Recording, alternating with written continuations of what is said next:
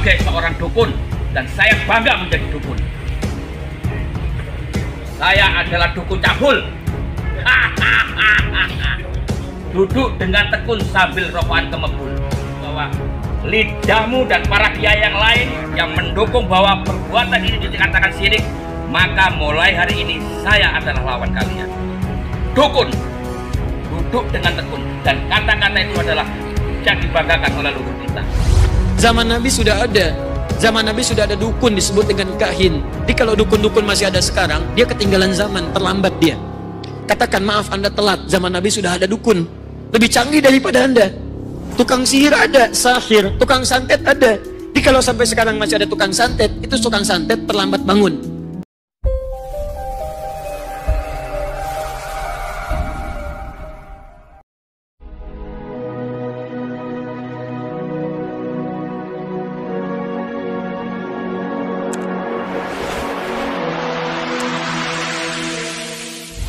Sebagai seorang dukun, dan saya bangga menjadi dukun.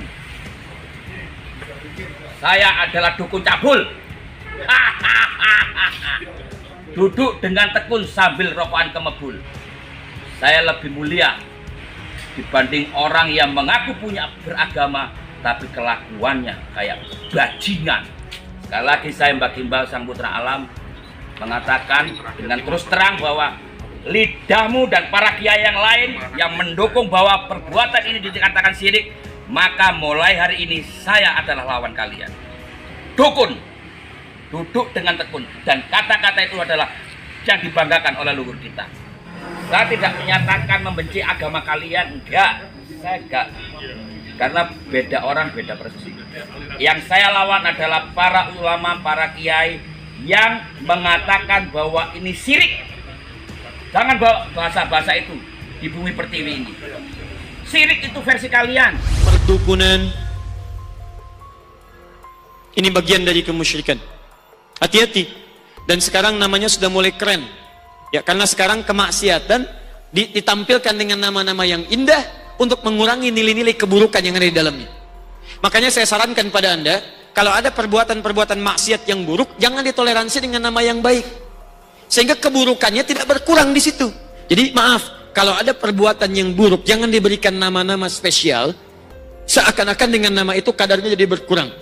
Dukun sebut dukun. Jangan angkat paranormal, guru spiritual, spiritual.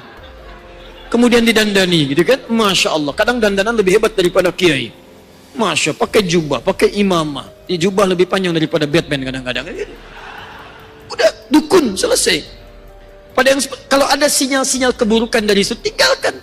Ya, bahkan menjauhkan Anda dari syariat Allah Subhanahu wa taala, tinggalkan. Awas, hati-hati. Zaman Nabi sudah ada.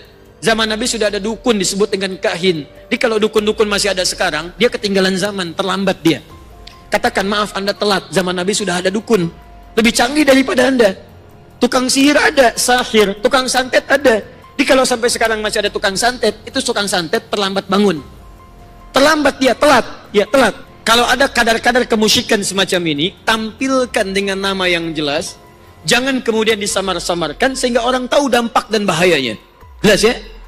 Baik, contoh perdukunan, contoh perjimatan, minta pada benda-benda yang tidak diperkenankan. Awas, hati-hati. Ya, datang pada pohon, misalnya datang pada kuburan dengan meminta pada hal yang tidak dibenarkan. Bukan bagian dari tabarruk, bukan bagian dari minta-minta maslahat, tapi meminta hal-hal yang gaib yang sifatnya tidak diperkenankan dalam agama. Paham sampai sini? Baik.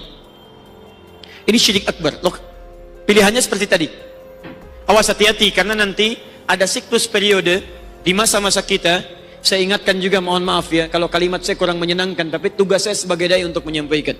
Kadang-kadang kalau sudah masuk musim-musim tahun politik atau musim-musim pekerjaan, pencarian kerja, nah perbuatan seperti ini suka ramai kemudian dikerjakan dalam kalangan masyarakat kita. Sebelum antum kerjakan, fikirkan dulu. Begitu dikerjakan antum wafat, gak ada yang dibawa dalam urusan dunia. Harap-harap dapat kedudukan mengerjakan seperti ini. Maaf, kedudukan gak dapat, neraka dapat. Begitu pemilihan sudah gak dapat, ya datang ke masjid, makaikan ini, nyumbang ini, datang juga ke dukun. Kata dukun, kerjakan ini, kerjakan itu. Begitu kedudukan gak dapat, sumbangan diambil lagi dari masjid, ya kan? Masuk rumah sakit, meninggal, ancaman neraka sudah ada dan sebagainya, tobat belum kesampaian. Karena itu bertakwalah kepada Allah Subhanahu wa taala. Kalau Anda bisa meraih dengan cara yang terbaik, mengapa mesti mengambil dengan cara yang kotor? Kalau Anda bisa mengambil dengan cara yang berkah, mengapa harus mengambil dengan cara yang buruk? Saya berikan wasiat, maksudnya pesan yang kuat. Juga saya berikan pesan khusus kepada teman-teman, kalau Anda ingin menginginkan kedudukan, menginginkan materi, Allah sudah menjamin dalam Al-Quran bahwa penentu materi dan kedudukan itu hanya Allah Subhanahu wa taala. Kedudukan ada di Quran surah ketiga ayat ke-26. Materi misalnya di Quran surah ke-51 ayat ke-22. Ada janjinya diberikan kepada kita semua di Quran surah ke-62 ayat ke-11. Karena yang punya kedudukan Allah, yang punya materi Allah, yang punya ilmu Allah, saran saya, daripada Anda cari sekutu-sekutu selain Allah, lebih baik Anda mendekat kepada Allah Subhanahu wa taala. Dekati Allah, kerjakan hukum Allah. Ketika Allah didekati oleh Anda, maka Anda akan diberikan oleh Allah Subhanahu wa taala karunia yang Anda mohonkan kepada Allah Subhanahu wa taala.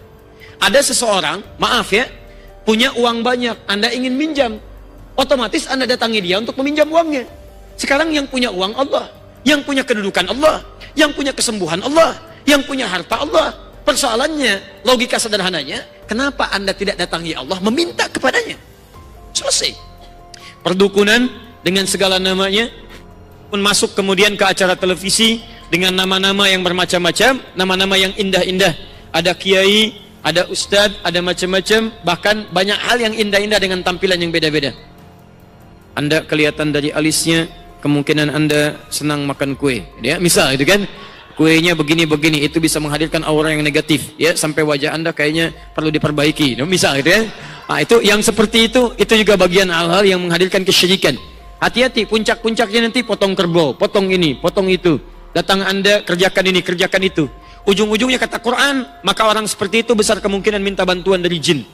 Ya, Quran surah ke-72 ayat yang ke-6. Ya, awas, wa annahu kana rijalu minal insi ya'udzuuna birijali minal jinni. Awas, ada sebagian dari manusia itu minta bantuan kepada jin dan tidak menambah kepada mereka kecuali kerugian.